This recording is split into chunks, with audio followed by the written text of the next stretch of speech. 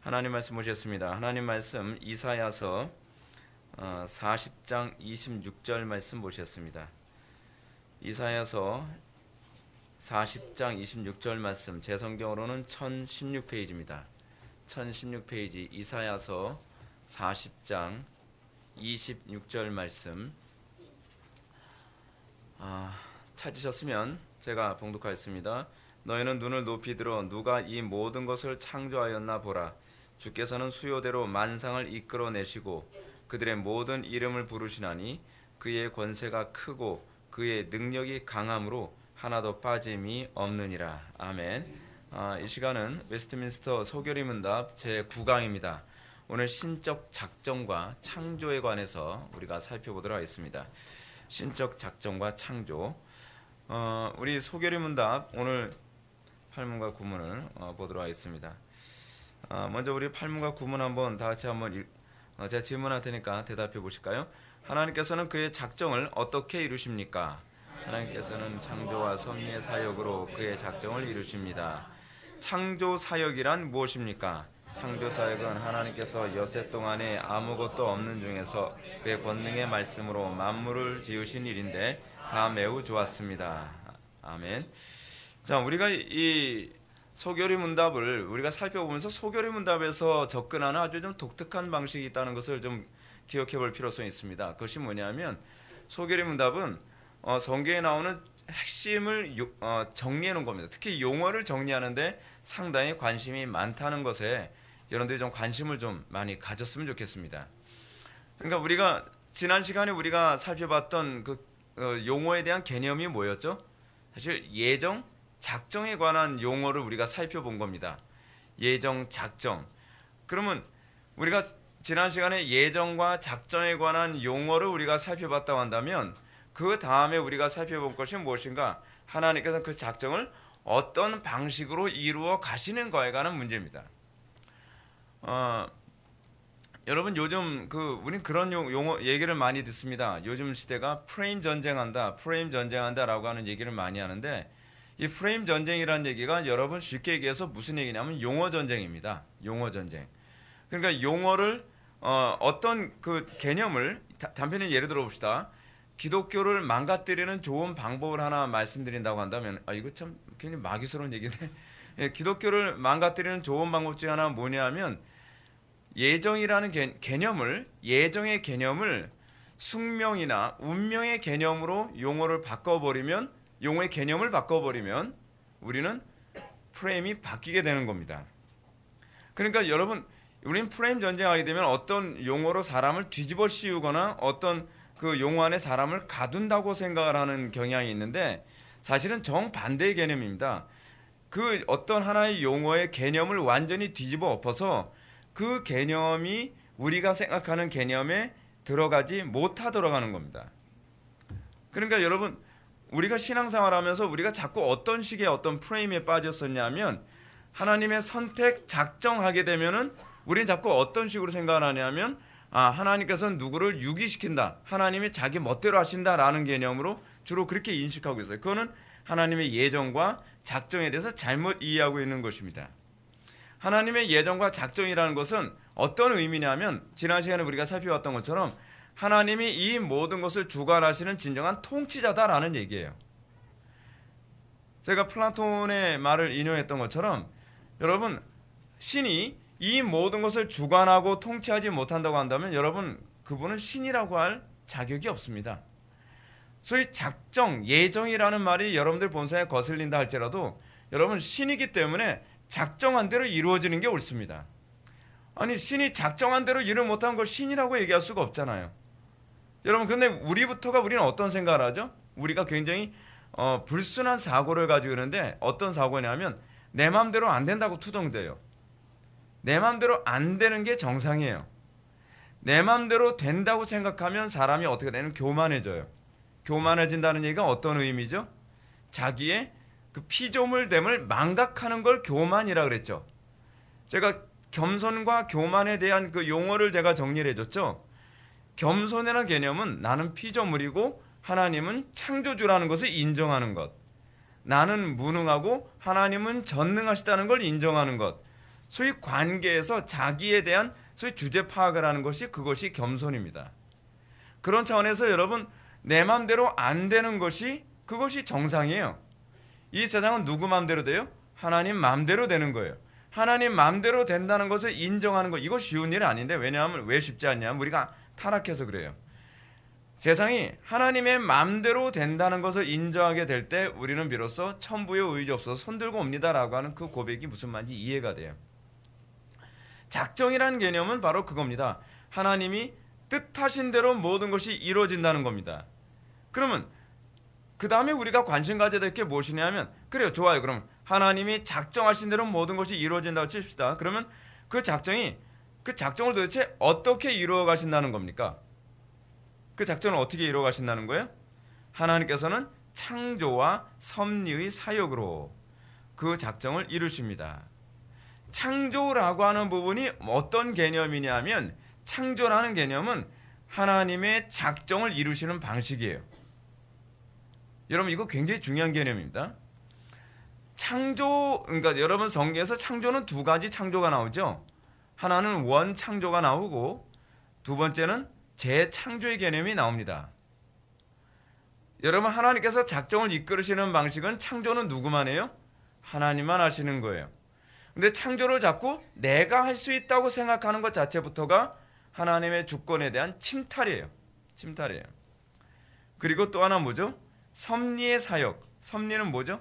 우리가 섭리에 대해서는 우리가 다음 시간쯤에 아마 배울 것 같은데, 섭리라는 단어 딱 나오면 항상 떠올려야 되는 두 가지 단어가 있다 그랬죠. 보존과 통치. 이거는 반드시 기억해야 됩니다. 섭리하게 되면 보존과 통치입니다. 그러면 이제 그러니까 당연히 나오는 게 뭐예요? 오늘 얘기할 게 뭐예요?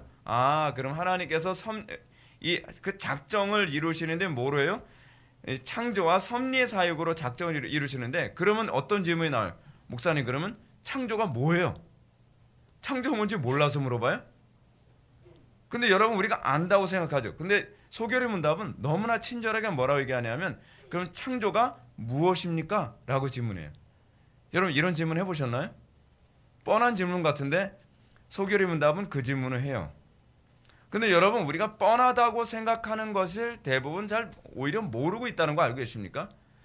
어느 날 알고 있다고 생각하는데 성도님 아주 자상한 표정으로 창조가 뭐죠? 그러면 창조. 그럼 여러분 창조라고 딱 질문을 창조가 뭐죠? 라고 질문을 던지면 이 대답해야죠. 창조 사역은 하나님께서 여세 동안에 아무것도 없는 중에 그의 권능의 말씀으로 만물을 지으신 일인데 다 좋았습니다. 이렇게 얘기가 딱 나와야 돼요. 적어도 우리 회복의 교회 교인들에게는 그렇게 딱 얘기가 나와야 돼요. 창조가 뭐죠? 그러면 창조 태초에 만드신 거요? 그렇게 얘기해야 되면 다시 공부합시다. 이제 좀 표정이 좀 별로 편안한 표정이 안 나오는 거죠. 근데 이게 여러분 왜 기독교가 들어간 나라일수록 사람들이 굉장히 머리가 좋으냐면, 다 개념을 잡는 공부가 이미 유럽 사람들은 복음이 들어가면서 이것부터 시작이 된 거예요. 어렸을 때부터 이걸 암송하면서 창조사역이 뭐야? 그러면 아이들이 창조사역이란 하나님께서 여세 동안에 아무것도 없는 중에, 여러분 창조를 얘기할 때 첫 번째 얘기하는 개념이 뭐예요? 아무것도 없는 중에서. 그렇죠? 있는 중에서 만드는 게 창조가 아니라는 거죠. 아무것도 없는 중에서 그의 권능의 말씀으로 만물을 지으신 일이다. 근데 플라톤 같은 경우는 창조를 뭐라고 생각하냐면, 창조는 이데아, 그러니까 형상을 아리스토텔레스죠. 아리스토텔레스는 창조를 어떤 개념으로 생각하냐면, 형상에 의해서 진료와 그리고 그 여러 가지 작용하는 것을 통해서 그 형상에 부합하는 것, 요 이데아로는 개념으로 이렇게 얘기를 합니다. 그건 패스합시다. 자, 그러면 이 소결의 문답의 8문과 9문이 어떤 구조인지 다시 한번 짤막하게 잠깐 봅시다. 소결의 문답 전체 구조를 보면서 오늘 8문과 9문이 어디에 속해 있는가? 8문과 9문이 어디에 속해 있어요? 성경에 하나님에 대하여 우리가 믿을 것이 무엇인가? 창조는 믿어야 될 거죠. 여러분 창조 보셨어요? 창조하시는 거? 못 봤죠? 못 봤으면 어떻게 돼요? 믿어야죠. 그렇죠? 이거는 실험을 통해서도 알 수가 없어요. 그렇죠? 그렇기 때문에 이것은 우리가 믿어야 되는 영역이에요. 그래서 믿음에 대한 영역으로서 이 창조와 그리고 섭리에 관해서 이것이 믿어야 될 영역이라는 것을 얘기하고 있습니다. 그러면 우리가 지난 시간에 살펴왔던 복습을 잠깐 해야만 해요. 왜냐하면 오늘 작정, 그 예정에 관한 얘기를 계속 진행해 나가고 있기 때문에 그래요. 여러분, 왜 창조와 예정이 같이 나갈까요? 여러분, 예정 얘기하는데 창조가 왜 나오는지 여러분들 생각해 보셨나요?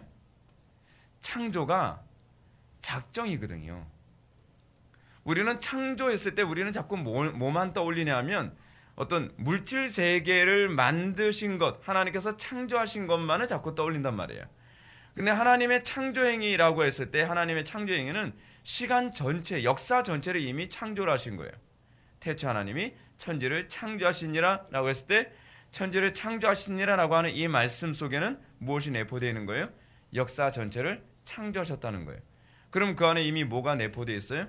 예정이 내포되어 있죠. 하나님께서는 창조를 순차적으로 이렇게 이뤄가면서 탑을 쌓았듯이 한 것이 아니라 말씀으로 한순간에 모든 역사가 다 완성된 거예요. 그래서 우리가 예정론을 이해하기 위한 중요한 전제가 하나 있죠. 뭐예요? 불가해성의 원칙. 어떻게 하나님께서 처음부터 끝까지 한꺼번에 창조하셨죠? 알 수 있어요, 없어요? 모르죠. 우린 몰라요. 하나님은 인간보다 크시기 때문에 우리 이성으로 다 이해할 수 없어요. 이해할 수 없지만 우리는 그분을 믿어요. 그렇죠? 이해할 수 없는데 믿어요. 어떻게 믿죠? 두 번째가 그거죠. 하나님의 거룩한 속성을 믿죠. 하나님은 사랑이시고 절대적인 공의이시며 진실하다는 것을 믿습니다. 그래서 그 믿음 때문에 우리가 뭐를 안심할 수 있어요? 하나님의 작정에 대해서 안심할 수 있죠. 그렇죠? 여러분, 예정교리는 그거 얘기하는 거예요. 예정교리는 하나님은 편협한 분이시다라고 하는 것을 의미하는 게 아니에요. 예정교리에 내포하고 있는 것은 그게 전혀 없어요. 근데 우리는 자꾸 그 생각을 해요. 근데 예정교리에서 얘기하는 것은 첫 번째는 뭐라고요? 하나님께서 모든 것의 주관자 되신다. 두 번째로 예정교리가 우리에게 말씀해주고자 하는 중요한 개념이 뭐예요? 하나님의 선하신 작정 가운데 모든 것이 다 마감 처리됐다. 그러면 우리는 어떻게 할 수 있다? 안심할 수 있다. 그렇죠? 여러분, 가끔가다 사람들이 이렇게 생각하잖아요. 요즘 세상 돌아가는 거 보면 프리메이슨대로 돼. 프리메이슨이 원하는 대로 되는 것 같아. 프리메이슨이 이미 10년 전에 계획한 대로 착착 이루어진대. 프리메이슨, 일루미나티, 오프스데이, 그런 음모론 자꾸 얘기하면서 우리는 그럼 어떻게 하지? 계획대로 착착 이루어진다는데 아니요, 계획대로 이루어지는 거 아니에요. 그게 바로 사단의 허풍이에요. 그걸 통해서 자꾸 뭘 못 보게 하는 거죠? 하나님의 주권을 못 보게 하는 거죠. 이 세상은 하나님의 주권대로 이루어지고 있어요. 놀라운 건 여러분, 우리에게는 시간이 순차적으로 지나가니까 역사는 순차적으로 가봐야 한다고 생각할지 모르겠는데 성경은 이미 마감 처리가 끝났어요. 그렇죠? 66권 요한계시록 맨 마지막에 뭐로 끝났어요? 역사가 끝나는 거로 이미 나왔어요. 그럼 뭐예요? 이미 역사가 끝났다는 얘기예요. 그게 예정이에요. 이거 부정할 수 없잖아요. 역사가 이미 끝났어요. 불확실한 미래가 아니에요. 이미 명확해요. 뭐까지 이미 다 끝났어요? 신자와 불신자를 심판하고 그리고 새하늘과 새 땅이 도래하는 것까지 역사가 이미 끝난 거예요. 하나님의 세계 안에서 이미 끝났어요. 좀 혼란스럽죠? 혼란스러워요. 우리는 안 끝났는데 하나님은 끝났어요. 하나님은 언제 끝났죠? 태초에 끝났어요. 태초에 끝났는데 그 태초에는 사실은 시간으로서의 태초에가 아니에요. 영원전이에요. 영원전이라는 개념은 어떤 개념이죠? 시간의 개념이 아니에요. 우리는 영원 안에서 한 점과 같은 시간 세계를 우리는 살고 있는 것뿐이에요. 하나님에게 있어서 모든 시간은 현재이면서 하나님은 처음부터 끝까지 한눈에 보시고 처음부터 끝까지 항상 주님께서는 다 현재로 살아가실 수 있는 분이에요. 이해해요? 못해요. 그래서 우리는 하나님을 신뢰하는 것으로 만족해야 돼요. 그 하나님은 어떻게 신뢰하죠? 그 하나님을 신뢰할 수 있는 근거 어디 있죠? 경험으로 신뢰해요? 보니까 하나님은 너무 잔인해요. 그렇죠? 세상 돌아가는 거 보니까 사르트르가 얘기하는 것처럼 세상 구토가 날 것 같아요. 세상 돌아가는 거 보면 모든 게 무질서하게 돌아가는 것 같아요. 여러분, 경험을 우리가 신뢰할 수 없는 이유가 바로 거기에 있습니다. 경험이라 우리가 경험을 신뢰하는 것이 얼마나 위험한지 아세요? 그걸 잘 보여주는 개념이 하나 있죠. 코끼리죠. 맹인이 코끼리의 다리를 붙들고서 저희 코끼리는 이렇게 생겼어라고 하는 이 경험, 그 경험 자체가 부분적으로는 맞아요, 틀려요? 맞죠? 근데 그 경험이 왜 코끼리는 기둥이야라고 말하면 안 되는 거죠? 코끼리를 종합적으로 볼 수 있는 능력이 그 맹인에겐 없기 때문에 그래요. 여러분, 우리가 보는 것처럼 때로는 우리는 어떤 역사 안에서 여러분들이 예를 들어서 1950년 6월 25일부터 여러분들 인생을 살았다고 합시다. 여러분들 6.25 동란의 모든 걸 여러분 다 경험했다고 칩시다. 그럼 여러분들은 그 경험만을 보면 하나님은 어떤 분처럼 보여요? 아, 잔인하시다. 하나님은 무자비하시다. 근데 그건 마치 코끼리의 다리 하나 붙들고서 얘기하는 거와 똑같아요. 그렇죠? 근데 어떤 사람은 자기가 형통하고 행복한 것만 얘기하는 거예요. 그래서 코끼리 코를 만진 것처럼 하나님이 이렇게 부드러우셔. 그래서 하나님이 만만하게 보이고 우습게 보이고, 그건 코끼리의 한 부분을 만진 것처럼 똑같죠. 하나님의 전체를 우리는 볼 수 있는 능력이 없어요. 이게 인간의 불가해성이거든요. 그럼 하나님이 어떤 분이신지 우리가 어떻게 알 수 있어요? 성경이 계시하고 있잖아요. 그렇죠? 그래서 계시 의존적 사색만이 하나님이 정말 신뢰할 만한 분이신지를 알 수 있죠. 그래서 하나님을 계시하는 방식 중 하나는 뭐냐면 명제적 계시뿐만 아니라 어떤 계시예요? 역사를 통해서 계시하세요. 우리 역사를 통해서 여러분 예를 들어 봅시다.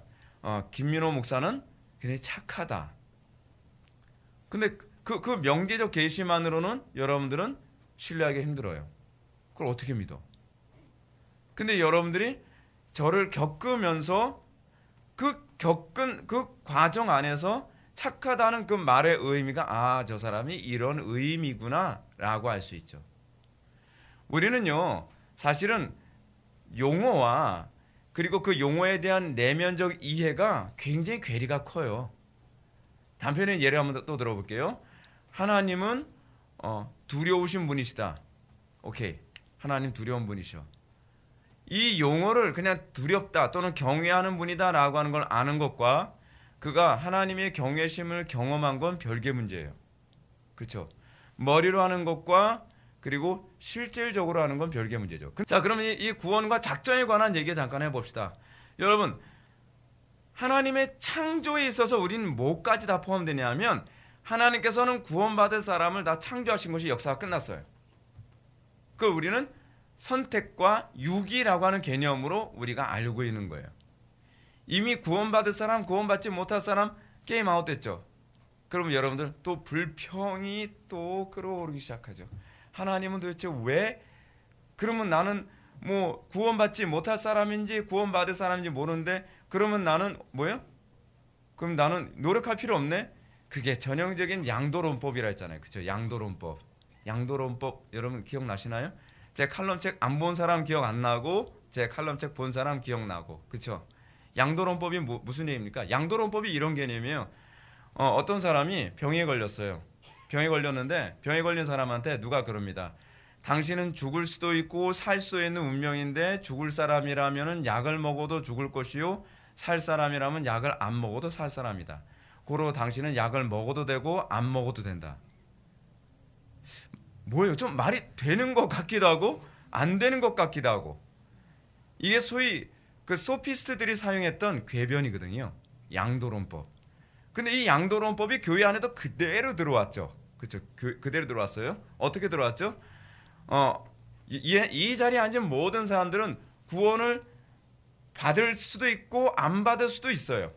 근데 어떤 사람은 구원받기로 작정된 사람이기 때문에 그 사람은 애를 쓰지 않아도 구원받을 것이고, 어떤 사람은 구원받지 않기로 작정됐기 때문에 애를 써봐야 소용이 없다. 고로 우리는 구원받기 위해 노력할 필요가 없다. 똑같은 논리죠. 여러분, 그런 양도론법은요 말이 되는 것 같은데 궤변이에요. 말이 되는 것 같지만 하나님의 구원의 작정이라고 하는 것은 그런 개념이 아니고, 제가 좀 이따가 예정론과 그리고 숙명론의 차이점을 얘기하면서 그 차이가 얼마나 큰 건지를 제가 말씀드릴게요. 그럼 구원의 확신과 작정이라고 하는 개념을 한번 볼까요? 작정교리는 신자들의 구원이 하나님의 창조와 섭리를 통한 작정임을 말합니다. 그냥 딱 결정된 게 아니에요. 결정론적인 게 아니에요. 결정된 것이 아니라는 얘기가 아니라 결정론적이라는 게 아니에요. 그 말이 그 말이냐고요? 다른 얘기예요. 다른 얘기예요. 하나님께서는 우리의 구원을 섭리 안에서 우리를 작정하셨어요. 근데 그 섭리가 뭐죠? 하나님께서 통치하시고 보존하시는 과정을 통해서 하나님의 작정이 완성돼요. 굉장히 어렵죠. 그래서 제가 아까 그랬잖아요. 그냥 믿으라고요. 네. 그냥 믿는 게 성경의 가르침이에요. 그럼 저보고 그러겠죠. 저 양반은 설득 안 되면 믿으래. 근데 어떻게 해요? 그 성경의 가르침인 걸. 네. 따라서 믿는 자들로 하여금 그들의 부르심과 의롭다 하심과 성화와 견인은 모두 하나님의 그들의 택하심의 증거라는 확신을 갖도록 하기 위함이에요. 내가 택함 받은 사람이라는 걸 아는 방법이 뭐예요? 소결의 문답에서도 정확하게 얘기하는 것이 뭐냐면 자기 자신이 하나님의 부르심을 받았는가, 콜링, 유효 소명. 그렇죠? 여러분들 설교 들으면서 또는 성경을 읽으면서 하나님께서 나를 부르셨다는 확신 여러분 옵니까? 그 소명. 그리고 의롭다 하심. 내가 죄인인데 죄인된 나를 의롭다 하셨다. 그 뭐냐고요? 여러분 그 체험 있나요? 이렇게 물어보면 질문이 맞는 질문이에요? 틀린 질문이에요? 틀린 질문이에요. 여러분 항상 맞는 질문과 틀린 질문이 있다는 거 여러분 아셔야 돼요. 이거 구분 못하면 우리는 질문이 틀리면 답도 틀리게 되어 있어요. 그러니까 여러분들이 항상 그 신앙이 잘못 성장하는 이유를 제가 말씀드릴게요. 뭐냐면 여러분 예를 들어서 어떤 사람은 제가 아까 양도론법 얘기한 것처럼 하나님 구원받을 사람 정해져 있으면 그러면 제가 애를 써도 소용이 없다는 거 아닙니까? 라는 질문은 답이 안 나오는 질문이에요. 왜냐하면 질문이 틀리면 답이 틀릴 수밖에 없기 때문에 그래요. 또 단편에 또 예를 한번 들어볼게요. 어떤 사람이 이런 질문을 많이 합니다. 여러분들 많이 들어본 질문이죠. 목사님 천주교도 구원이 있나요? 그런 질문 딱 받으면 여러분들 참 난해하잖아요. 그렇죠? 왜 난해하죠? 질문이 틀렸기 때문에 그래요. 천주교의 구원이 있느냐 없느냐라고 얘기를 해서는 안 돼요. 왜냐하면 그 문제는 하나님의 주권에 관계된 문제이기 때문에 그래요. 그래서 우리는 어떤 질문을 해야 대답이 명쾌하게 나오죠? 목사님, 천주교와 기독교 중에 어느 쪽이 하나님의 영광을 나타내는데 훨씬 선명한 것이죠? 라는 질문이죠. 그러면 답은 분명하죠. 천주교는 하나님의 영광을 나타낼 수 없어요. 그 교리적 체계 자체가. 그래서 우리는 천주교를 인정할 수 없는 거예요. 여러분 만약에 구원이라고 하는 문제를 얘기했을 때 여러분 완전히 그 기독교 중에서도 좀 문제 많은 교회들 많이 있잖아요. 근데 여러분 그런 교회도 구원이 있나요? 성경을 가지고 있으면 여러분 구원할 사람 구원해요. 저는 천주교 안에서도 좀 구원받은 사람 제가 봤다 그랬잖아요. 근데 천주교 안에서 구원받은 사람이 있다고 해서 천주교가 옳아서 구원을 받은 것이 아니에요. 그럼 왜 구원받은 거죠? 택한 백성이기 때문에 구원받은 거예요. 그런데 질문은 천주교에도 구원받은 사람은 있는 거 제가 봤는데 천주교에도 구원이 있는 거 아닌가요? 라고 하면 질문 자체가 잘못된 거죠. 자, 우리가 하나님께서 우리를 의롭다 하심, 그건 우리는 의롭다 하심은 체험적으로 알 수가 없어요. 그러나 이 의롭다 하심을 받은 사람에게는 성화와 견인이 나오게 돼 있죠. 여러분 성화와 견인이 나온다는 건 내가 하나님의 자녀로 대우받고 있다는 것이고 내가 하나님의 작정 안에 있는 사람이라는 것을 그거로 확인하는 거예요. 세상에는 두 종류의 작정이 있죠. 어떤 작정이 있죠? 선하신 작정, 선한 일에 선하게 쓰임받는 작정이 있고 한 분류의 사람은 악한 날에 악하게 쓰임받는 부류의 사람이 있어요. 둘 다 작정 안에 있어요. 작정 안에. 그래서 여러분들이 내가 구원받은 사람인가 아닌가를 구별하는 중요한 시금석은 무엇이냐면 내가 선한 일에 선한 작정에 내가 이 선상에 놓여 있는가 아니면 악한 날에 악한 작정이 선상에 놓여 있는 사람인가를 여러분들이 점검해 보면 돼요. 거기서 나의 구원, 현재 나의 구원 여부가 거기서 우리가 확신을 할 수 있는 것이죠. 그래서 이 말은 우리의 구원뿐만 아니라 성화와 영화까지 모두 하나님의 신적이고 주권적인 작정임을 가르친다. 그렇다면 여러분 어떻습니까? 성화는 우리의 노력의 결과입니까? 아니면 하나님의 주권의 결과입니까? 주권의 결과예요. 성화는요. 성화가 왜 하나님의 주권의 결과인지 아십니까? 여러분들이 애쓴다고 해서 성화가 안 돼요. 성화라고 하는 것은 뭐냐면 하나님을 안 만큼, 하나님께서 우리에게 하나님 당신 자신을 보여주신 만큼 성화가 돼요. 그건 어쩔 수 없어요. 성화가 뭐죠, 여러분? 하나님을 닮아가는 거거든요. 그래서 성화는 뭐라 그래요? 거룩 성자 쓰고 화자 쓰잖아요. 하나님의 형상으로 날마다 화해져 가는 것 아닙니까? 그래서 구원의 확신은 자신이 하나님의 선하신 작정에 참여한 확신과 관련을 맺고 있습니다. 여러분, 아브라함이 하나님의 선한 작정이 있는데 그 사람이 유기된 사람이라 보입니까? 안 보이잖아요. 그렇잖아요. 그런 개념이죠. 그러면 다음을 한번 볼까요? 그럼 대결의문답 12문과 구원의 확신 한번 보겠습니다. 대결의문답 12문은 사람에 관한 작정과 하나님의 영광을 연결해서 말합니다. 그래서 여러분 대결의문답 LA는 뭐냐면 로스앤젤레스를 얘기하는 게 아니에요. LA는 large answer를 얘기하는 거예요. 대결의문답 12번 한번 같이 한번 읽어보실까요? 시작. 하나님의 작정은 하나님의 뜻대로 계획하신 지혜롭고 자유롭고 거룩한 행위입니다.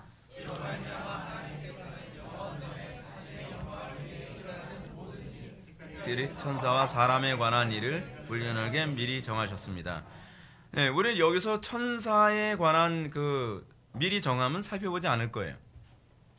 사람에 관한 일을 불변하게 미리 정하셨다는 부분을 이제 볼 건데, 여러분 하나님의 작정, 즉 예정은 하나님의 뜻대로 계획하신 지혜롭고, 이건 믿어야 되는 영역이에요. 그렇죠? 지혜롭고 거룩한 행위입니다. 거룩한 행위. 거룩한 행위라는 게 무슨 표현이에요? 하나님만 하실 수 있는 행위라는 얘기죠. 그렇죠? 이를 통해서 이로 말미암아 하나님께서는 영원 전에 언제죠? 창세 이전이라고 하는 그 개념이죠. 영원 전에 자신의 영광을 위해 일어나는 모든 일, 특별히 천사와 사람에 관한 일을 불변하게 미리 정하셨습니다. 미리 정한 거예요. 하나님께서 정하셨다는 것을 알기 때문에, 예를 들어서 제가 오늘 설교를 너무 잘했어도 제가 자랑할 게 없는 거예요. 왜요? 하나님께서 작정하신 대로 저를 사용하신 것뿐이니까요. 제가 감사한 건 뭐죠? 나는 하나님의 선하신 작정에 나를 쓰고 계시는구나에 대한 감격이 있는 거죠. 여러분, 우리가 이 땅을 살아가면서 우리가 정말 감사해야 될 게 그거예요. 내가 하나님의 선하신 작정에, 선한 일에 내가 쓰임받는 친백성으로 살아가는 것에 대한 기쁨이 있어야 돼요. 우리는 간혹가다 이렇습니다. 나 구원받았다고 하는데 선한 일에 쓰임받기를 싫어해요. 부담스러워요, 목사님. 그냥 세상 사람들처럼 살다가 천국만 가면 되지 않을까요? 그런 일이 없어요, 여러분. 여러분, 악한 날에 악하게만 쓰임받다가 천국 갈 생각만 하는 거예요. 그럼 하나님을 자꾸 어떻게 보는 겁니까? 굉장히 모순적인 하나님으로 만드는 거예요. 그리고 성경이 위배돼요. 이 땅에서 우리가 하나님의 선하신 작정 안에 있는 것, 내가 그 선하신 작정 안에 쓰임받고 있다는 것을 통해서 그거로 확신을 얻는 거거든요. 나 하나님 백성 맞구나. 나 구원받은 성도 맞구나. 근데 요즘 기독교인들 어떻죠? 도둑놈 심보만 가득해가지고 나는 이 땅에서 세상 사람들하고 아무런 구별됨 없이, 그리고 내 멋대로 하고 싶은 대로 다 하고 내 육신의 즐거움대로 살다가 나는 하나님께 선한 일에 그 일에 쓰임 받고 싶은 마음은 전혀 없어요. 그리고 뭐만 있죠? 천국 갈 생각만, 그거에만 소망이 가득해요. 그거요, 하나님 백성 아니에요. 하나님 백성이 그런 심보를 가질 수가 없어요. 우리가 지금 이 대결의문답에서도 얘기하는 것처럼 하나님의 영광을 위해 일어나는 모든 일, 어디에서요? 나에게서 하나님의 영광을 위해서 모든 일이 일어나는 것을 나에게 이미 작정하셨다는 걸 발견하면서 나 구원받은 하나님의 백성이구나 라고 하는 걸 확신할 수 있다는 것입니다. 그러면 천사와 사람을 향한 작정을 한번 볼까요? 이게 라지 퀘스천입니다. 대결의문답 13번. 하나님께서 천사와 사람에 대하여 특별히 작정하신 것은 무엇입니까? 다시 대답해 보시겠습니다. 시작. 하나님께서는 적절할 때에 분명히 나타날 자신의 영광스러운 은혜로 말미암아 자신이 찬송받으시기 위해 영원하고 불변하는 작정에 따라 하나님의 순전한 사랑으로 어떤 천사들을 영광에 이르도록 선택하셨고 그리스도 안에서 어떤 사람들이 영생에 이르도록 선택하시되 그 방법까지 선택하셨습니다. 아멘. 자, 여기서 우리는 천사들의 작정에 관해서는 우리는 얘기하지 않겠어요. 이건 오늘 우리가 살펴볼 문제가 아니니까. 근데 여기서 이 부분 한번 봅시다. answer 부분 한번 보게 되면 하나님께서는 적절할 때에 분명히 나타나 자신의 영광스러운 은혜로 말미암아 분명히 적절한 시기에 분명히 하나님의 영광이 나타나도록 하기 위해서 하나님께서는 그리고 그 영광으로 말미암아 하나님의 이름이 찬송받게 하기 위해서. 그래서 여러분 자기가 영광받게 사는 건요 그 저주받은 백성이에요. 자기 우상화잖아요. 여러분들이 하나님의 백성이라면 여러분들 마음속에 항상 어떤 욕구가 자꾸 끌어올라야 정상인지 아십니까? 어떻게 해야 주님의 이름이 찬송을 받을까? 여러분 이건 특별한 신앙이 아니에요. 제발. 이거는 하나님의 백성이라면 당연히 있어야 될 마음이에요. 여러분 제가 왜 목회를 약간 별뜻스럽게 하는지 아십니까? 그 이유는 뭐냐면 남들이 안 된다고 하는데 되면 하나님이 존재하시는 걸 입증할 수 있네 라고 하는 개념이거든요. 여러분 예를 들어서 한번 봅시다. 어떤 사람이 자기 자신 안에 어떤 사람 속에 예를 들어서 귀신이 들어왔다고 칩시다. 근데 겉으로 봐서는 귀신이 들어있는지 안 들어있는지 우리는 알 수가 없어요. 근데 귀신이 들어있는지 안 들어있는지 알 수 없는데 이 사람이 갑자기 괴력을 발휘해요. 괴력을 발휘하면서 막 쇠고랑도 다 끊어버리고 막 벽도 뚫고 막 그럼 뭐 어떻게 생각하죠? 저 사람이 보통 사람이 아니네. 저 사람 속에 뭐가 있나 보네. 우리 그렇게 대부분 그렇게 진단하잖아요. 하나님은 영적이시기 때문에 우리에게 있어서 하나님의 탁월함이, 그러니까 세상 사람들이 흉내낼 수 없는 탁월함이 드러나기 전에는 하나님의 영광이 우리에게서 나타나질 않아요. 그래서 때로는 하나님께서 성도에게 안 믿는 사람들보다 힘든 고난을 겪게 하시면서 어떻게 보게 되는 거죠? 저 사람은 정말 하나님을 믿는 사람이구나. 저 사람 속에는 세상 사람들에게 없는 그 무엇인가가 있구나라고 하는 걸 알 수 있죠. 여러분 예수님이 골고다 언덕 올라가실 때 아무도 예수님이 하나님의 아들이라고 안 봤었죠. 근데 예수님이 십자가상에서 아버지 저들의 죄를 용서해 주셔서 막 그렇게 말씀하셔 다 이렇도다 하면서 돌아가실 때 사람들이 그 예수님에게서 나오는 탁월함 하나님의 영광의 광채, 그렇죠? 그 영광의 광채라는 게 뭐예요? 빛이 쫙 나오는 그게 아니죠. 하나님의 자녀이기 때문에 아들이기 때문에 나올 수 있는 성품과 탁월함을 보고서 뭐예요? 이는 하나님의 아들이었도다. 여러분 북한에서도 여러분 전도가 어떻게 이루어진다고요? 예수 믿는 사람은 감춰지지가 않아요. 왜냐하면 산 위의 동네 같으니까.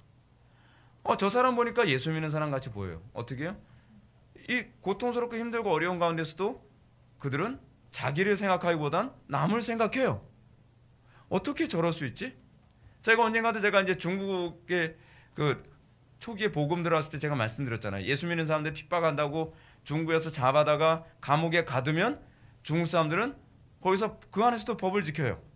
그 사람들이. 지금 중국인 안 그래요.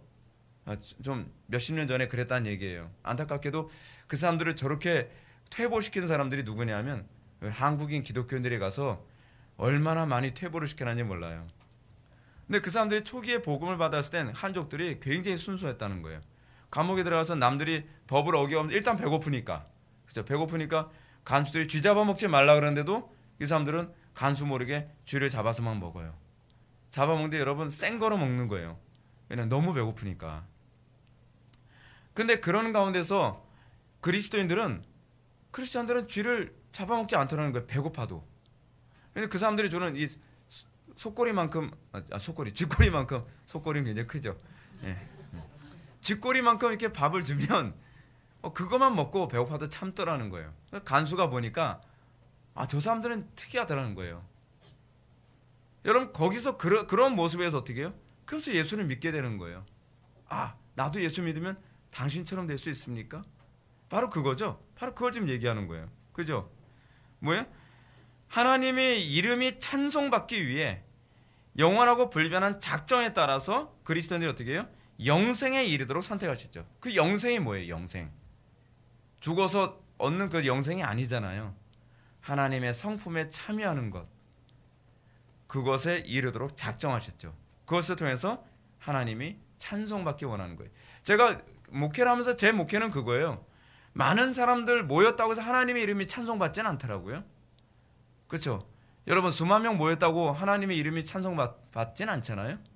어떤 교회를 통해서 하나님께 찬송받으시죠? 좀 초라해 보여도, 좀 사람들 좀 많지 않은 것 같아도 그 안에서 하나님의 말씀대로 살아가려고 하는 그 거룩한 삶을 살아가는 성도들의 모임을 보면서 야, 여기 보니까 하나님 살아계시는 것 같다. 그래서 하나님께서 영광 받으시는 거죠. 하나님께서 찬송 받으시는 거죠. 여러분 고난 가운데서도 우리가 하나님의 말씀대로 살아가면서 하나님의 이름이 찬송받기 원하는 것. 그게 이제 구원받은 성도들에게 생긴 새로운 본성이에요. 저는 목회를 그렇게 하고 싶었어요. 남들이 안 된다 그러면 되면 하나님의 영광 나타나겠구나. 되면 하나님의 이름이 찬송받겠네. 그럼 도전하는 거예요. 그 하나님이 얼마나 기뻐하시는지 모릅니다. 예.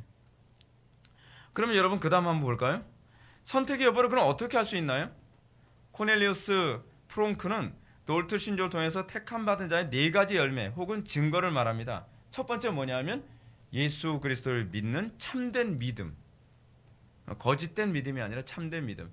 예수를 믿는다고 하는데 그냥 지식으로만 믿는 것이 아니라 실제로 믿고 행하는, 준행하는 그런 믿음. 이것이 이제 참된 신자의 증거죠. 여러분 하나님 말씀을 듣기만 하고 열매가 하나도 안 나타나요. 그래도 저는 믿음은 있어요. 그건 믿음이 없는 거예요. 믿음이 있다는 것은 듣고 열매를 맺는 것이 믿음이에요. 그것이 그 사람이 선택받았다라고 하는, 내가 지금 현재 구원받은 선택받은 백성이라는 걸 확증하는 첫 번째 증거예요. 두 번째, 내가 선택받았다는 여부를 어떻게 할 수 있어요? 하나님의 자녀로서 하나님께 경외심을 가진다. 제가 요즘 한국계 교인들 중에서 구원받은 사람 참 보기 힘들다라고 생각하는 것 중 하나 뭔지 아십니까? 예배 시간에 하나님에 대한 경외심이 없어요. 교회를 돌아다녀 봐도 하나님에 대한 경외심이 없어요. 그 무슨 얘기냐면 하나님에 대한 경외심이 없다는 얘기는 하나님에 대한 신적 감각이 없다는 얘기예요. 여러분 제일 비참한 게 뭐냐면 감각이 없는 겁니다. 여러분 죄의 속성을 가장 잘 표현한 구약 성경에 그 질병이 있죠. 뭐죠? 문둥병이죠. 문둥병. 문둥병의 전형적인 특징이 무엇입니까? 고통이 없다는 거예요. 감각이 없다는 거예요. 감각이. 손가락 마디가 잘려 나가면 비명을 질러야 되는데 손가락 마디가 잘려 나가도 느낌이 없어요. 그게 문둥병의 전형적인 특징이잖아요. 오늘날 하나님의 백성이라고 예배당에 바글바글 모여있는, 이거는 목사들도 차이가 없어요. 여러분 목사가 강단에서 설교하고서 설교를 개떡같이 하고 내려왔으면 하나님 앞에 괴로워서 못 견뎌야 되는데 느낌이 없어요. 그 웃음이 나올 수 없는 거거든요. 괴로워서. 교인들 얼굴 보기도 민망해야 되거든요. 근데 설교를 매주마다 개떡같이 설교를 하고서도 아무런 감각이 없어요. 하나님에 대한 경외심이 없어요. 기도 생활 안 해도 하나님에 대한 경외심 그게 없어요. 감각이 없는 거죠. 기도 생활을 안 해도 별로 감각이 없고 불경건하게 살아도 별로 하나님 두려운 줄도 모르고 예배 시간에 개떡같이 예배를 해도 자기는 별로 죄책감이 없어요. 여러분 이건 정말 심각한 문제입니다. 무슨 뭐 남을 죽이거나 뭐 어떤 엄청난 범죄를 저지르는데 무감각한 것만 여러분 죄가 아니라 진짜 큰 죄는 뭐냐면 하나님께 대한 모독이거든요. 그러니까 이 문제를 좀 심각하게 생각해야 되고 이 문제에 대한 경각심을 강단에서 계속 외쳐야 됩니다. 세 번째는 뭐냐면 죄에 대한 거룩한 슬픔을 가지고 있다는 겁니다. 선택받은 하나님의 백성의 특징. 죄에 대한 거룩한 슬픔. 여러분 죄에 대한 거룩한 슬픔 요즘 교인들 찾을 수 있나요? 오히려 목이 힘주고 그러죠. 그럴 수도 있죠. 요즘 그러지 않나요? 책망을 하고 지적을 하면 정말 사랑이 없다는 거예요. 아니, 저는 사랑이 없다는 말 들을 때마다 그 사람의 사랑 없음에 제가 정말 경악을 많이 해요. 아니, 내가 죄를 져서 다른 사람이 고통받는 거에 대한 죄책감이 없는 거예요. 그렇죠?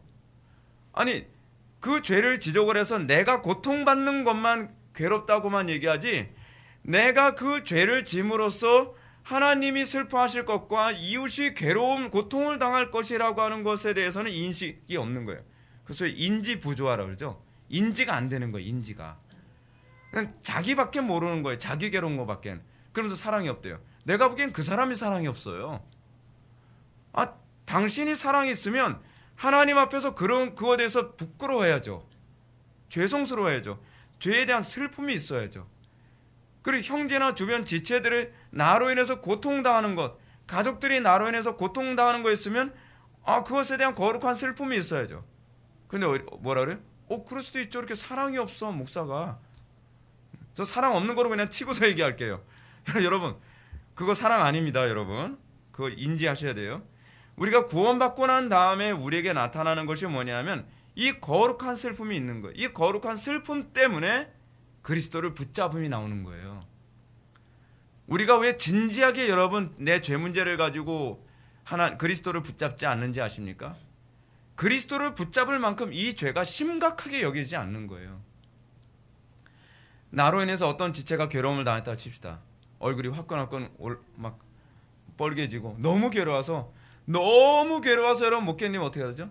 하나님께 하나님, 나 이 죄 또다시 반복하고 싶지는 않아요. 이것 때문에 내가 그 사람의 마음을 아프게 한 게 너무 괴로워서 못 견디겠어요. 하나님, 동일한 죄 반복하지 않도록 도와주세요. 그렇게 되지 않을까요? 근데 우리는 죄에 대한 이 거룩한 슬픔이 없다 보니까 소위 죄를 가볍게 취급하죠. 하나님 아시죠? 죄송해요. 근데 죄송해요 그렇게 할 문제가 아니에요. 여러분, 사도 바울에게서 나타나는 특징이 뭔지 아십니까? 사도 바울이 예수를 믿으면 믿을수록 난 죄인 중에 괴수라고 생각하는 거예요. 실제로 그 사람은 죄인 중에 괴수는 아니에요. 그 사람 마음속에 죄에 대한 이 거룩한 슬픔이 너무나 강력했다는 거죠. 그리고 네 번째가 택자는 의에 줄이고 목마른 자입니다. 여러분, 택함 받은 사람이란 소위 복된 사람이라면 이거 지금 복 있는 사람은이라고 하는 개념이거든요. 그럼 어떤 사람이에요? 의에 줄이고 목마른 자죠. 여러분, 이 세상 보면서 의에 줄이고 목마릅니까? 저는 이 세상 보면서 정말 왜 그리스도인들이 더 이 세상을 거룩하게 만드는 데 관심이 없는지 전 모르겠어요. 전 진짜 모르겠어요. 왜 그거에 대해서 관심을 안 갖는지. 교회를 더 거룩하게 만들고 사회를 더 거룩하게 만들고 내가 몸담고 있는 것을 어떻게 하면 더 거룩하게 할 수 없을까라고 고민하는 거, 여러분, 이거 아무나 할 수 있는 고민 아닙니다. 이거 택자에게만 주어지는 은택입니다. 여러분들에게 이 놀라운 이 현상이 여러분들에게 나타나기를 바랍니다. 그럼 창조가 주는 의미가 뭔가를 한번 봅시다. 창조가 주는 의미. 하나님께서 천지를 창조하셨다라는 선언은 이 세상이 하나님의 완전하신 계획 가운데 있다는 걸 의미합니다. 그렇죠? 왜 그렇죠? 마치 천지를 창조하셨다라고 하는 것은요, 하나님께서 이미 집을 완성하셨다는 개념이에요. 그렇죠? 청사진을 딱 만들고 난 다음에 청사진의 근거에서 딱 집을 완성한 거와 똑같아요. 천지를 창조하셨다라고 했을 때 우리는 자꾸 시간 순으로 자꾸 생각을 하거든요. 그렇죠? 지금은 마치 여러분 하나님께서 역사를 완성시켜 나가는 과정처럼 보이죠. 근데 우리에게는 사실은 그 과정이에요. 그래서 예정론이 숙명론하고 다른 게 그거예요. 우리는 이게 과정이에요. 그래서 우리는 이 과정에 충실해야 돼요. 여러분, 하나님께서 하나님의 창조의 날을 사용하신다고 할 때에 여러분들은 어떻게 쓰임받기를 원하십니까? 여러분들 그거에 대한 감각이 있다면 내가 하나님의 선하신 창조의 역사 안에 내가 한 부속품 또는 한 부분을 내가 그리고 있다고 한번 생각해 보란 말이에요. 여러분들 각자 마치 어떤 존재냐면 하나님께서 색칠 공부하도록 그림을 딱 그리셨어요.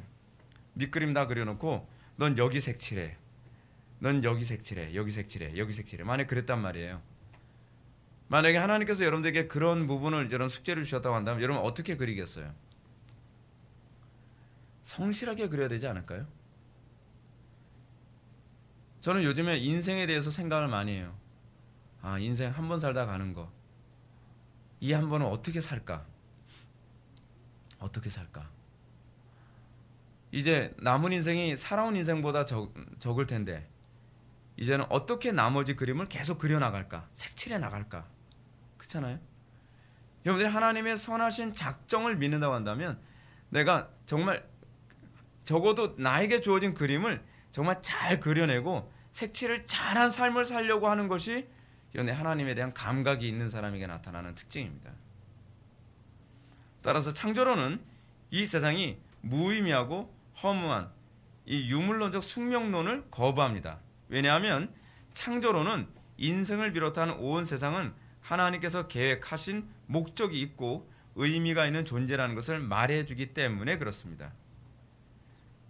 여러분, 이게 바로 예정입니다. 예정 안에서의 우리는요 아주 의미 있는 존재입니다. 의미 있는 존재예요. 여러분들 삶에 의미 찾나요? 제가 단편의 예를 들어 볼게요. 여러분들 의미 찾느냐 또 물어보면 또 머릿속에 내 직업이 뭐니까 또는 뭐 굉장히 거창한 거 생각하잖아요. 내가 나라를 위해서 뭘 해야 될까?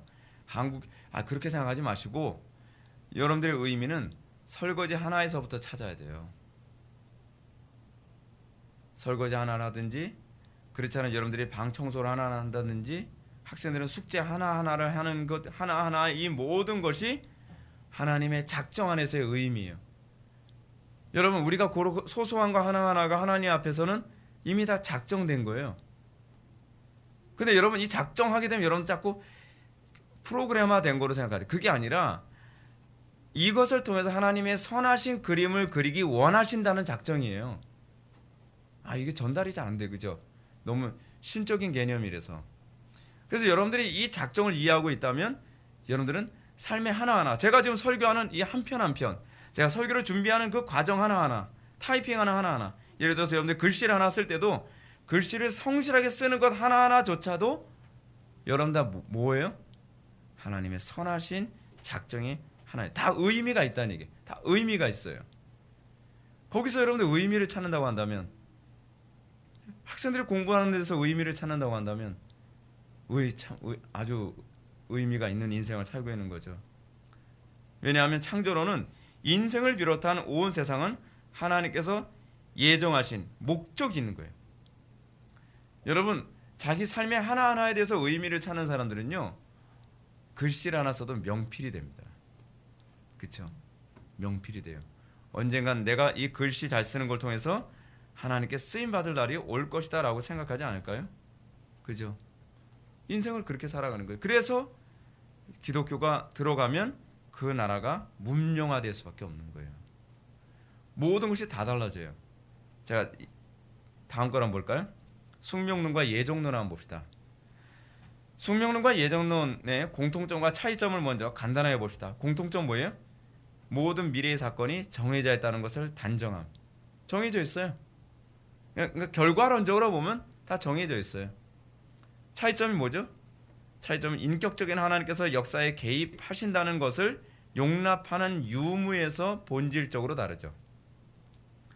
여러분 숙명론자들은 자기의 삶에 의미가 있다는 걸 못 찾아요. 잘 봐요. 여러분들이 지금 숙명론적으로 살고 있나요? 아니면 여러분들 예정론적으로 살고 있나요? 우리는요 어떤 토양에서 태어나서 자랐냐면 숙명론이라는 토양에서 우리는 자라고 그것이 예정론인 것처럼 이해하면서 살아가는 삶을 살고 있어요. 그래서 여러분들의 나타난 특징이 뭐냐면 여러분들은 삶 속에서 의미를 안 찾아요. 그냥 속된 말로 아무 생각 없이 하루하루를 시간을 떼어가면서 사는 거죠. 시간을 때운다는 개념 자체가 사실은 굉장히 숙명론적이고 그리고 운명론적 개념에서 나오는 삶의 태도예요. 왜요? 때우든 어쨌든 시간은 흘러가는 거니까요. 어차피 이 시간이 나에겐 별 의미가 없어요. 특별한 사건이 있지 않는 이상 별로 의미가 없어요. 자투리 시간에 스마트폰 가지고 게임을 하는 거예요. 어차피 이 시간은 의미 없는 시간이니까요. 여러분들은 어디서 의미를 찾죠?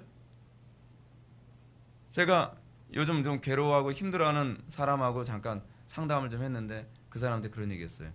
당신에게 주어진 그 괴로운 문제 하나가 당신의 삶에 중요한 의미를 주는 거라고.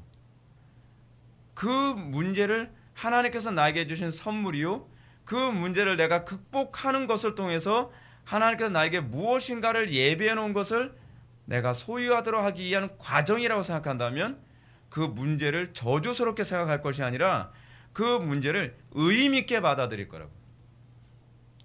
그렇지 않나요? 여러분, 단편의 예를 한번 들어볼까요? 저도 이 부분에 있어서는 제가 떳떳하지 못하지만 얘기를 할게요. 저 중학교 다닐 때 학교에서 영어 이제 선생님이 항상 숙제를 내주면 영어 단어 100번 써와, 또는 영어 교과서 몇 페이지부터 몇 페이지까지 뭐 20번 써와 30번 써와. 그러면 미치는 거예요, 애들이. 아, 선생님 너무해요. 다른 숙제도 많은데. 그럼 우리는 그 시간을 무의미하게 때워요. 어떻게 때우죠? 우리는 볼펜을 묶습니다. 그렇죠? 볼펜을 한 4개나 5개를 스카치 테이프로 다 묶어요. 일자로. 그래서 쓰는 거예요. 그죠? 써요. 해본 경험 있으시죠? 근데 여러분, 그게 얼마나 무의미한 행동인지 몰라요. 근데 저도 그랬어요. 저는 인생의 의미를 몰랐거든요. 전 그때 신앙생활 제대로 한 적이 없다고 저는 생각을 하니까 저도 빨리 숙제를 때려치고 그리고 놀고 싶었어요. 근데 지금 생각해보면 내가 만약에 남들은 볼펜을 여러 개 묶어놓고 그렇게 숙제를 할 때 내가 하나님 앞에서 의미 있다고 생각해서 숙제를 과도한 수의 숙제를 할지라도 성실하게 썼다면 나에겐 성실함이라는 성품이 더 누적돼서 만들어졌겠죠. 영어 공부도 더 잘할 수 있었을 거예요. 문제는 뭐냐면 우리는 이게 바로 이제 예정론에 대한 그런 이해 때문에 우리의 신앙의 선배들이 코람데오라는 개념이 나온 거예요. 하나님 앞에서 이 모든 시간이, 모든 사건이 다 의미가 있다고 생각을 하는 거예요. 여러분, 그래서 성도는요 성실할 수밖에 없어요. 그래서 기독교가 들어간 나라는요 위대해질 수밖에 없어요. 근데 우리나라가 왜 이 모양이죠? 기독교가 이 정신이 제대로 사람들한테 가르쳐지지 않은 거예요. 다음 한번 볼까요? 예정론에 관해서 한번 좀 더 자세히 살펴봅시다. 예정론. 예정론은 잘 봐요. 전제가 있어요. 무한히 지혜로우시고 전능하신 하나님께서, 이게 전제죠, 그렇게 이루어지도록 정하신 거예요.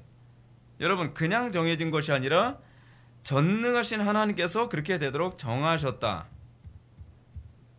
전능하신 하나님께서 그렇게 이루어지도록, 지혜로우시고 전능하신 하나님이 그렇게 이루어지도록 정하셨다면 여러분들 삶 속에 나타나는 모든 사건들은 여러분 어때요? 긍정적으로 받아들일 만해요? 부정적으로 받아들일 만해요? 긍정적으로 받아들일 만하죠. 그래서요, 예정론을 믿는 나라가, 예정론을 믿게 되어지면 사람들의 사고방식이 다 긍정적으로 바뀌어요. 근데 반면에 숙명론을 받아들이면 자기에게 주어진 모든 사건에 대해서 다 부정적으로 받아들여요. 똑같은 결정론적인 것 같은데. 그러면 여러분, 긍정적으로 받아들인 사람들의 삶의 태도와 부정적으로 받아들인 사람의 삶의 태도가 어떻게 다를까요? 완전히 다르죠. 결과적으로 완전히 달라요.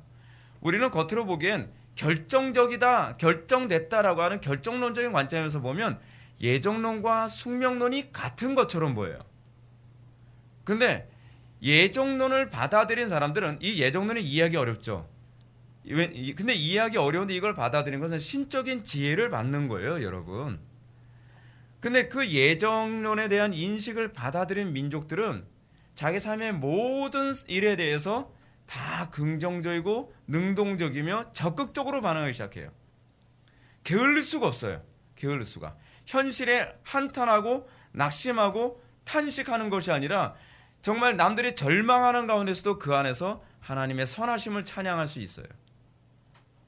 여러분 얼마나 위대합니까? 이 예정론은 안 가르치면 안 되는 이유가 여기에 있어요. 우리나라가 여러분 왜 복음이 들어가는 대로 민족성이 안 바뀌는지 아십니까? 예정론을 안 가르쳐서 그래요. 예정론을요. 그래서 예정론의 핵심은 하나님의 창조가 시간의 완성이란 점이에요. 그냥 창조가 아니에요. 물질의 창조가 아니란 말이에요. 사실은 역사의 창조예요. 역사가 이미 완성됐어요. 근데 어떻게 완성됐냐? 선하게 지혜롭게 창조되고 완성된 거예요. 이것은 섭리 즉 보존과 통치를 통해서 궁극적 완성에 도달합니다. 하나님은 이미 완성하셨지만 우리의 시간세계 안에서는 보존과 통치라는 방법을 통해서 완성에 도달하죠. 그리고 두 번째로 예정론은 하나님의 하나의 통일된 계획과 목적을 영원 전부터 가지고 있어요. 통일. 그렇죠. 시간이 없으니까 넘어갑시다. 세 번째, 예정론 안에는 인간의 자유와 책임이 고스란히 보존됩니다. 그럼에도 불구하고 이 땅의 모든 것이 하나님의 주권에 의하여 완벽하게 진행됩니다. 따라서 인간의 어떤 악함이나 사단의 강력한 저항에도 불구하고 이것이 우리가 또 소망을 갖게 되는 거죠. 인간의 어떤 악함이나 사단의 강력한 저항에도 불구하고 하나님의 선하신 계획과 의지는 아무런 손상을 입거나 좌절되지 않아요. 이게 예정론이에요. 우리는 항상 역사를 긍정적으로 볼 수 있죠. 우리는 낙관론자들은 아니에요. 낙관주의자는 아니에요. 근데 우리는 역사를 낙관적으로 봐요. 그것이 바로 예정론을 믿는 사람들에게 나타나는 특징입니다. 숙명론 어때요? 숙명론은 물리적 필연성과 구별지을 수 없는 마치 큰 강이 나무 조각을 떠내려 보내듯 어쩔 수 없이 이끌어가는 하나의 맹목적이고 무지한 그리고 비인격적이며 무도덕한 부도덕이 아니라 무도덕한 세력으로 말미암아 모든 사건이 생기는 것이라고 주장합니다. 숙명론은 궁극적으로 2번입니다. 원인이라는 개념을 배제시킵니다. 전 우주를 통치하는 것은 무한한 지혜와 사랑을 가지신 인격 신이 아니라 맹목적인 필연이라고 봅니다. 숙명론은 비인격적인 추상적 능력이 모든 행동의 원인이라고 함으로써 자유의지를 조건으로 하는 도덕적 책임은 세상에서 없어지게 됩니다. 무슨 얘기냐면 그냥 쉽게 얘기해서 이렇게 생각해 봅시다. 강물에 나뭇잎이 떠내려갑니다. 떠내려가는 건 아무런 저항을 해도 소용이 없습니다. 그냥 의미 없이 떠내려가고 결국은 어떻게 하든지 결국 어떤 종착역에 도달하게 될 거라고 생각합니다. 예를 들어서 어떤 사람이 어떤 문제에 봉착했습니다. 예를 들면 여러분 운명론을 믿는 대표적인 종교가 뭐죠? 불교죠. 그리고 또 그 인도의 그 무슨 종교죠? 힌두교. 힌두교가 이제 대표적인 케이스 아닙니까? 그래서 여러분 이 숙명론적 그 역사관을 가지고 있는 민족들은요 공통점이 있어요. 현실의 어려움을 극복하려 들질 않아요. 또 하나 뭐죠? 굉장히 게을러요. 그리고 비관적이에요. 해봐야 소용없는데 뭐 어차피 우리는 뭐 이렇게 하도록 태어났는데 뭐 그죠? 나는 신분상승 할 수가 없어. 여러분 미국이라는 나라를 기회의 나라라고 하는 표현을 사용합니다. 신분상승이라든지 모든 것에 기회가 주어져 있다고 얘기하죠. 근데 그게 여러분 사실은 프로테스탄티즘이 밑바탕에 깔린 개념이에요. 프로테스탄티즘이 들어가기 전에는요 사실은 기회라고 하는 건 존재하지 않습니다. 기회는 누구에게만 존재하죠? 가진 자에게만 존재하는 겁니다. 좀 더 똑똑한 사람? 뭐 그런 사람들에게만 존재하는 거죠. 그러니까 여러분 운명론이 들어가면 나라 전체가 구군이 기울어요. 근데 예정론을 이해하면 나라가 확 뒤집혀요. 다 나라가 선진국이 안 될 수가 없는 거예요. 국민들의 사고방식이 다 바뀌는데요. 그래서 민족성은 뭐가 결정해요? 혈통이 결정하는 게 아니에요. 종교가 결정하는 겁니다. 종교가. 그럼 하나님의 작정은 결정론인가? 하나님의 신적 작정은 섭리론적으로 이해해야 합니다. 하나님의 작정은 섭리, 즉 통치와 보존의 상관관계 속에서 하나님의 지혜를 통한 결과입니다. 반대로 결정론은 원인과 결과, 결정론이라는 용어가 이겁니다. 원인과 결과라는 기계적 관계 속에서 결정된다는 이신론적 논리예요. 원인이 있어서 결과가 도출된 거예요. 좀 더 이해하기 쉽게 좀 더 봅시다. 전자, 즉 작정론과 후자, 결정론의 차이는 특정한 결과를 이루는 주체가 하나님인가 사람인가의 차이입니다. 신적 작정은 그 원인과 결과에서 제일 원인자를 하나님으로 둔다면 결정론자들은 그 원인을 사람에게 둡니다. 그러니까 여러분 이 신론이 뭐죠? 하나님께서는 마치 정교한 시계공과 같아가지고 시계를 만들어 놓고 그리고 더 이상 시계를 간섭을 안 해요. 근데 시계 시간이 틀리는 건 누구 잘못이죠? 시계를 다루는 사람의 잘못이죠. 마치 하나님께서는 온 우주를 정교한 시계처럼 창조하시고 나서 역사가 어느 쪽 방향으로 가든 그건 너희들이 원인과 결과를 너희들이 제공한 결과에 의한 거야 라고 생각하죠. 그게 결정론이에요. 근데 우리는 그렇게 보지 않죠. 우리는 제일 원인을 사람으로 보지 않고 하나님으로 보죠. 근데 여기서 아르미니안주의와 이 신본주의가 여기서 갈라져요. 아르미니안주의는 여러분 어떻죠? 우리가 삶의 문제, 내가 천국 가고 지옥 가고는 하나님의 결정보다는 나의 결정이죠. 내가 원인을 제공하고 결과를 내가 책임져야 된다는 거예요. 그래서 전자는 하나님의 지혜와 위대함을 찬양하게 하죠. 근데 후자는 인간의 책임과 인간의 공로를 찬양하게 합니다. 인간의 책임을 묻게 하는 것 같은 교리는 항상 반대로는 인간의 공로를 찬양하기 위한 그 떡밥이 밑에 깔려 있는 거예요, 사실은요. 그럼 하나님의 창조하신 일이 무엇인가? 1번, 하나님의 창조의 행위는 엿새 동안 아무것도 없는 중에 말씀으로 지으셨다. 짤막하게 얘기합시다. 하나님의 창조의 행위는 말씀으로 지으셨다라는 걸 이해하십시오. 모든 창조의 기초는 말씀입니다. 우리는 이걸 잊어서는 안 됩니다. 인간의 수단과 방법이 창조를 이룰 수 있다고 생각해서는 안 돼요. 그래서 오직 말씀으로라고 하는 솔라 스크립투라 교리가 나오죠. 베드로전서 1장 23절에 보면 너희가 거듭난 것이 썩어질 씨로 된 것이 아니요 썩지 아니할 씨로 된 것이니 하나님의 살아있고 항상 있는 말씀으로 되었느니라 라고 이렇게 되어 있습니다. 2번, 하나님의 창조하신 일이 무엇인가의 두 번째입니다. 창조 시에 하신 하나님의 선언 뭐죠? 보기에 좋았더라.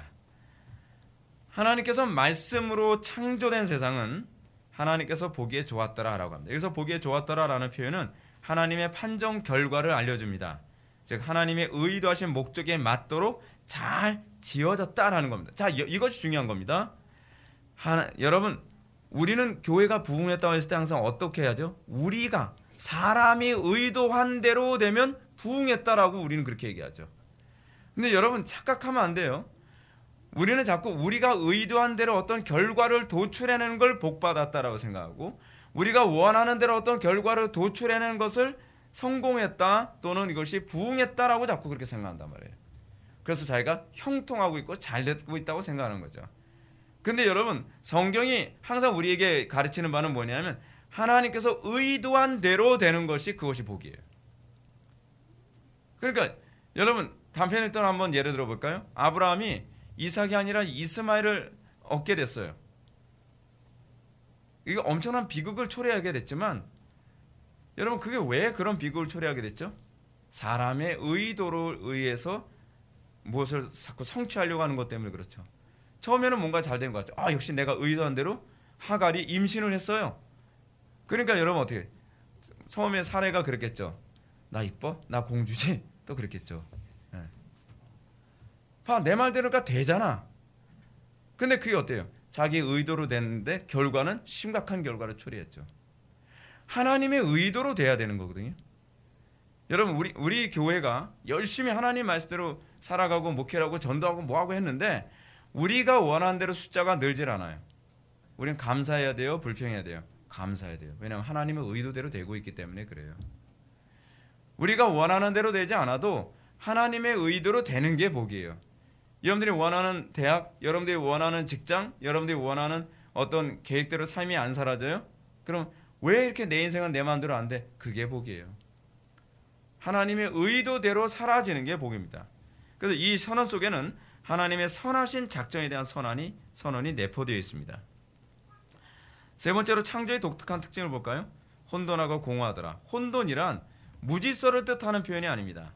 이 혼돈이란 것은 form 또는 frame을 얘기하는 거예요. 뭐가 없었다는 거예요? 틀이 없었다.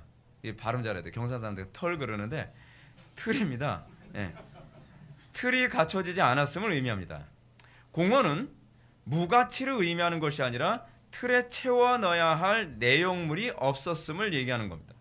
따라서 땅이 혼돈하고 공허했다는 말씀은 아직 인간의 삶의 환경에 필요한 것들이 갖춰지지 않았다라고 하는 이런 개념을 얘기하고 있는 거예요. 자, 그럼 창조의 틀과 내용을 한번 볼까요? 네. 하나님께서 첫째 날, 둘째 날, 셋째 날 폼을 만들었습니다. 폼, 빛이 있으라. 근데 그 빛을 그 폼의 그 컨텐츠가 뭐죠? 발광체죠. 그렇죠? 발광체, 해, 달, 별. 그렇죠? 둘째 날에 하나님께서 물과 하늘을 창조하셨죠. 폼이죠. 그렇죠? 프레임을 창조하시고 다섯째 날에 물고기와 새를 그 안에 들어놓을 물고기와 새를 넣으시죠. 컨텐츠죠. 그렇죠? 그리고 셋째, 땅과 식물을 하나님께서 창조하시고 이 폼, 프레임을 창조하시고 그 안에 동물과 식물을 그쪽에다가 컨텐츠를 집어넣으신 거죠. 그러니까 태초 하나님의 천지를 창조하시니라 그 땅이 혼돈하고 뭐예요? 프레임이 없고 공허하며 뭐가 없어요? 그 컨텐츠가 없다는 거죠. 그렇죠? 그리고 하나님께서 거기다가 먼저 폼을 만들고 거기다가 컨텐츠를 채워넣는 것이 하나님의 창조 사역 방식이었던 거예요. 그래서 첫 사흘은 틀을 갖추는 사역, 나중 사흘은 틀에 채워질 내용물 또는 틀의 사용자들을 만드는 사역을 묘사하고 있습니다. 여기서 첫째 날은 발광체가 생기기 전에 빛의 개념입니다. 빛의 개념이 먼저 만들어진 거예요. 빛을 만든 것이 아니라 빛의 개념을 만든 겁니다. 시간이 없어서 이제 이 정도만 하고 결론 들어가 봅시다. 결론.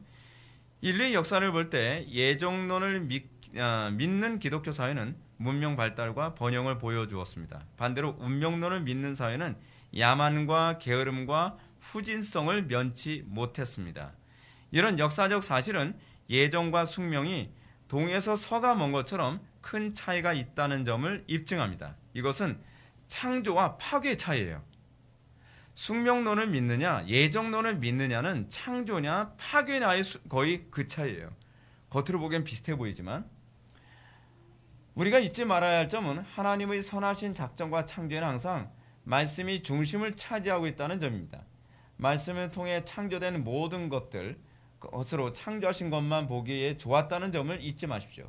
그리고 나서 일곱째 날에 주님은 안식하셨습니다. 그러나 현실은 하나님 보시기에 좋지 못합니다. 세상이 이렇게 된 것은 인류가 하나님의 말씀을 거부함으로 그분의 의리에서 떨어져 나갔기 때문입니다. 따라서 우리가 살 길은 그분의 말씀으로 다시 돌아오는 것뿐입니다. 그러면 세상은 다시 복이 좋게 회복될 것입니다. 놀라운 사실은 이 영광스러운 구속이 하나님의 예정과 작정 가운데 궁극적으로 완성될 것이라는 점입니다. 절대로 실패하지 않을 것입니다. 이것이 바로 우리가 갖게 될 궁극적 소망입니다. 그래서 성도가 하나님의 예정과 작정을 믿는다고 한다면 성도는 낙심할 수 없습니다. 성도가 하나님의 예정과 작정을 믿는다고 한다면 예정과 작정의 궁극적 핵심이 뭐예요? 결국 하나님께서는 좋은 결과, 선하신 결과를 도출해내실 거라고 하는 작정이죠. 그렇죠? 거기에 우리가 의미를 찾는 거예요. 모든 것을 합력하여 선을 이룰 것입니다. 지금 내가 실패하는 것조차도 합력하여 선을 이루실 과정이라고 보고 우리는 거기에 대해서도 감사하고 그리고 우리는 그 안에서도 긍정적인 결과를 우리는 신뢰하고 우리는 그렇게 바라보며 살아갑니다. 우리가 살아가는 현실 어렵습니다. 여러분들 가정의 삶 그리고 우리나라 사회 전반적인 문제, 국가적인 문제 현실적으로 봤을 때 어렵습니다. 그런데 우리는 그리스도인의 사고방식을 가지고서 살아가는 우리는 어떤 태도를 견지합니까? 결국 하나님께서는 합력하여 선을 이루실 거라고 믿습니다. 왜냐하면 그 역사를 하나님께서 진행시켜 나가기 때문입니다. 그래서 우리는 현실에 좌절하고 낙심하고 우리가 주저앉지 않습니다. 우리는 그 가운데서도 하나님의 선하신 작정, 하나님의 지혜로우신 작정, 그리고 하나님의 탁월하신 작정을 믿기에 우리는 우리에게 주어진 모든 순간순간 시간을 하나님 앞에서 최선을 다해 살아가는 것, 이것이 예정론을 믿는 하나님 백성들의 모습입니다. 이것 때문에 유럽과 미국 같은 소위 복음이 들어간 나라들의 문명이 이루어지게 된 것입니다. 기도하시겠습니다. 사랑이 많으신 하나님, 우리가 오늘 이 시간 하나님의 창조와 작정 이것이 어떻게 연결을 맺고 있는지를 우리가 살펴보았습니다. 하나님을 믿는 하나님의 백성들이 결코 낙심할 수 없고 하나님을 믿는 하나님의 백성이 결코 불평할 수 없는 이유가 바로 하나님의 선하신 속성과 그 선하신 하나님이 이 역사를 주관하신다는 것에 대한 믿음인 줄 압니다. 아버지 하나님, 우리가 그 믿음 안에서 우리가 더욱더 적극적으로 인생을 살아가게 하여 주시고 매 순간순간마다 하나님과의 관계에서 의미를 찾는 지혜로운 성도들 되게 하여 주옵소서. 예수님의 거룩하신 이름으로 기도 올립나이다. 아멘.